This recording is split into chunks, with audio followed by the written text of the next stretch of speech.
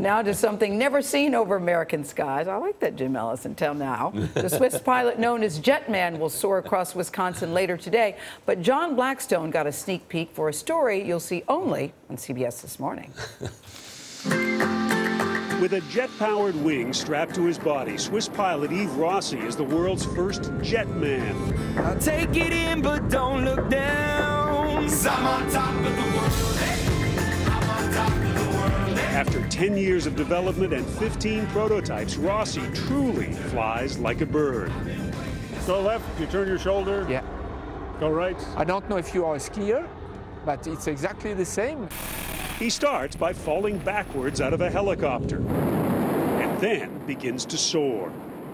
I feel everything. My instruments have no wires. This is my instruments, you know, our senses. Last year in Brazil, he flew around the statue of Christ the Redeemer, landing on Copacabana Beach long before the Pope got there. No flaps, no rudders. No. Here are the flaps. We met him as he prepared for his first public flight in America at the 61st Experimental Aviation Association Air Venture in Oshkosh, Wisconsin. The show was world famous, attracting 500,000 flight enthusiasts. In a pre-show practice run, Rossy would fly beside a 1940s B-17 bomber. That's legend, and it was active in World War II. We don't have this kind of airplanes in Europe, so it's a one-lifetime opportunity for me. And a once-in-a-lifetime opportunity for those of us who got to fly alongside him. Rossy invited us to come along as he flew beside this B-17 vintage bomber. This is the kind of formation flying you don't usually see. You have to avoid the turbulences of the aircraft in front of you. The Thunderbirds do that, Blue Angels do that. I will do that because I'm so tiny in front of that airplane that I will respect that.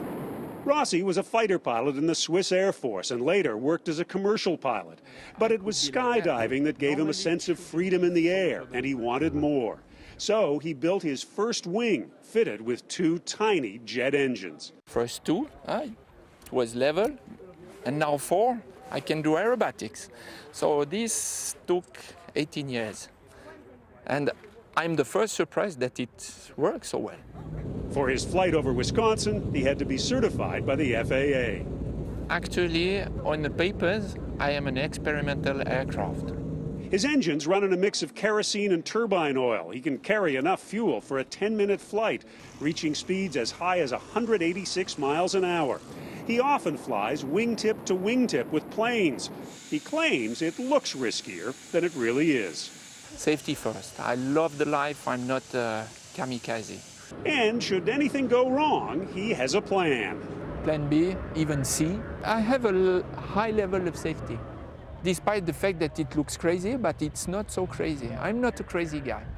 To return to Earth, Rossy turns the jets off and uses a parachute. Is it your wish that sometime in the future, many people will have this ability to put on wings and fly? Yeah, actually it's like a jet ski of the air. It's not for transportation. Airplanes are much more comfortable. He did make one previous flight in the United States, but that was a private exhibition over the Grand Canyon. You flew over the Grand Canyon? Yeah. Pretty good view? Fantastic view. Mother Nature is there, so present. You are just tiny and it's just a privilege to fly like that. In our dreams, we often find ourselves flying like some mystical bird. Yves Rossy is realizing that dream and perhaps preparing a way for others to soar with nothing but their own wings. For CBS This Morning, John Blackstone, Oshkosh, Wisconsin.